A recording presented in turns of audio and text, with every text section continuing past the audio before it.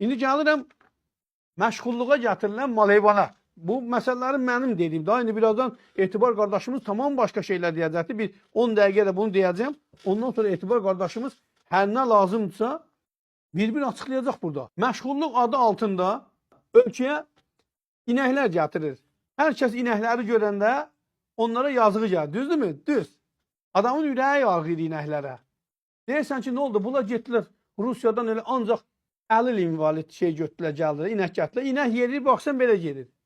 Ölür ayaqda, 40-ı çıxıb. Bəs bunu gömrükdə görmürlər. Görürlər. Amma gömrükdən keçən o inəklər deyil. Əslində gömrükdən gətirilənlər 500-600 kiloluq mallardır.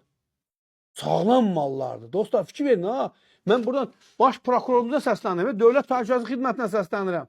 Xahiş edirəm. Məsələni araşdırmaya götürün, qardaş. Niyə eləmirsiniz bunu? Axı sizin də tayfanız, qohum, əqrabaz, hər kəsiniz mənlə bərabər ət ala bilmir da. Niyə biz bu cinayətçini qaldırmırıq bu adamların üstünə?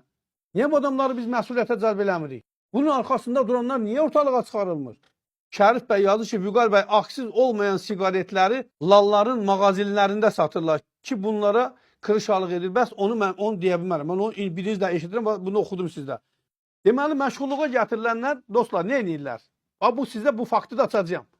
Xahiş edirəm, bəyənməni vurun. Hər kəs bəyənməni paylaşın. Çünki bu faktları bir daha heç yerdə eşitməyəcəksiniz. Yayın ki, hökumət görsün ki, ictimai qınaq var. İctimaiyyət narahatdır. Reaksiya versin buna. Deməli, elə ki, məşğulluq idarəsinə, yəni Dövlət Sosial Müdafiə Nazirliyinin məşğulluq idarəsinə kvota verildi, pul ayrıldı. Məsələn, 62 milyon, 68 milyon. İri buynuzlu heyvan gətirməsi. Hələ xırda buynuzlu yox, ha. İri buynuzlu heyvan. Məsələn, 62 milyon, 68 milyon pul ayırdılar. Həla, gözəl. Rusiyada bir şirkət var.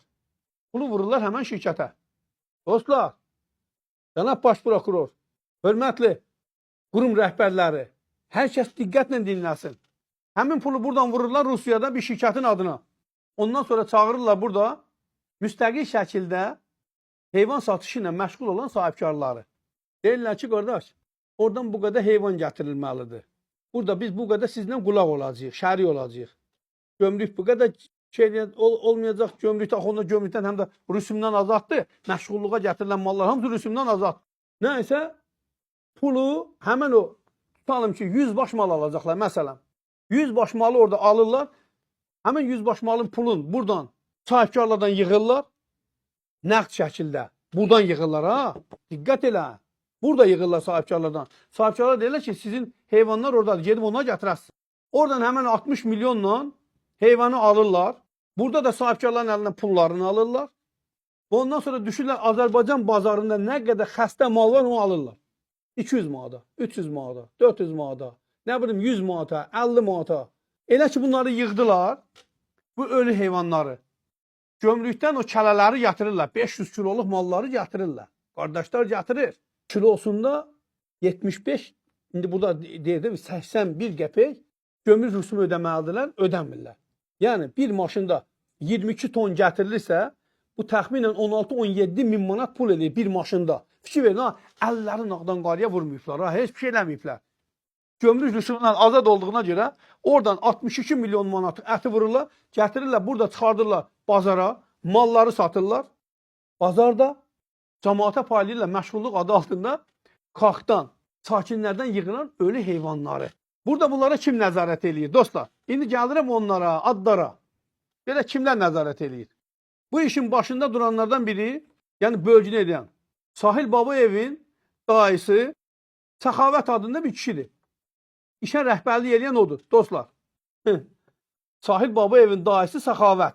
Ola bilər, ha, bu verilişdən sonra mənə çox ciddi bir sıxıntı yaranar. Mən bunu deyim buradan ki, hər kəs bilsin.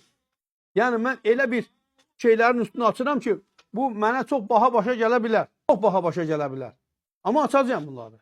İşin başında durur Sahilin dayısı Səxavət. İşi icra eləyən Sahilin qardaşı. Amma qardaşın adını dəqiq bilmədilər. Dedilər ki, amma qardaşıdır. Əsas aparıcı adamlardan biri də İmişlidən olan Fariz adlı şəxsdir. Məşğulluğun mallarından gedir ha söhbət, dostlar. Teyyubun burada, o monopolistin pullarını burada yığansa Aydın adından şəxsdir. Aydınla Xaliq. Teyyubun pullarını burada yığan dostlar. Yəni işini aparan. Farizlə Səxavət bir də Sahil Babayevin qardaşı bölgünü bölürlər, satırlar. Pulları kim yığır? Pulları yığır deməli Aydın və Xaliq. Aydın ümumiyyətlə Azərbaycan vətəndaşı deyil, Ukrayna vətəndaşıdır. Bunu yığan adam budur. Elə ki, pullar toplandı. Həmin pullar burada Teyyubun bacısı oğlu, Teyyub Hüseynovun bacısı oğlu Əflatun var. Verilir Əflatuna. Pullar təhvil təslim olur Əflatuna. Digər bir pul yığanları var idi bunların. Əliquliyev Ramil. İki verin dostlar. Əliquliyev Ramil bir müddət bu adamlarla işləyəndən sonra Teyyubkillə, məşğulluğuyla, hamısı ilə bir yerdə işləyəndən sonra 30 milyon dollar pul atıb bunlara. Ay dəhşət deyil bu. Hal-hazırda Ramil Əliquliyev şeydə yaşayır, Londonda yaşayır. 30 milyon. 30 milyon. Bu mal iş heyvan işine bakanlar bunlar da dostlar. Əliquliyev Ramil ki var. Bu Ramil bunlarla bir müddət işləyəndən sonra buna istəyirlər açsınlar. Ramil də ayıq çıxır. Ramil deməli bunlara 30 milyon vurur götürür. Ramil'i dalınca adam göndərirlər ki pulu ver. Pulu verməsən sənə baha başa gələcək. Arpa 45, ət qalxmayıb, Ziyadın yazır. Bugün arpa 32 qəpikdir. Niyə ət də qalxsın? Vüqar bəy, ət 17-20 manatdır. Biz danışandan sonra ət 25 manat, mal əti, quzu da 30 manat olacaq. Axı bizdə hər şey tərsinə olur. Firdevsi bəy yazır. Bəli. Mən təşəkkür edirəm də, qiyməti belə qaldırırlar. Biz kasıb xalqın nümayəndəsi deyirik ki, qardaş, ət 17-20 manat alaq. Biz ət almalıyıq 30 manata, 40 manata, 50 manata. Aşağı qiymətlə ət almaq əslində aşağılanmaq deməkdir. Belə bir varlı xalqa. Nazilə xanım qəşəng yazır. İgid oğul daisinə çəkər. Sahilin daisi də əfəl olsaydı, sahil bugün o sahil olmazdı. Bəli.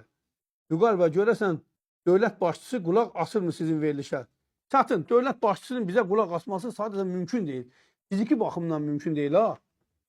Çünki bu dəqiqə xarici faktorlar imkan vermir ki, dövlət başçısı bir başını açsın. Hər gün qonaq qəbul edir, ya xaricdədir, ya da qonaq qəbul edir. Amma dövlət başçısının adamları bunu çatdırmalıdırlar. Aralığa sap deməlidir ki, cənab prezident, vəziyyət belədir.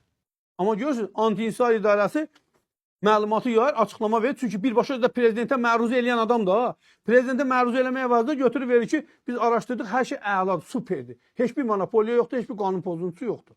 Göstərilib, doğruda getdi bundan da. Bu adam İngiltərəyə qaçandan sonra adama xəbər göndərilir ki, Ramil kişi, pulu göndər gəlsin. Bu Ramil də budur. Bu qardaşımız qalıstıqlı oturan hal-hazırda Londonda yaşayır. İngiltərədə 30 milyon dollarla ortadan çıxan bir adamdır. Və bu Ramil bilsiz bunlara nə xəbər göndərir? Deyir ki, hər şey çəkilib videoya, bütün sənədlər əlimdədir. Əgər mənim başıma bir iş gələrsə, bu faktları birər-birər dünya ictimaiyyətinə çatdıraram. Açaram, pambığı tökərəm, sandığı. Tam tərsi dedim. Sandığı açıb pambığı tökmür. Bizdə pambığı açıb sandığı tökürlər eşiyə.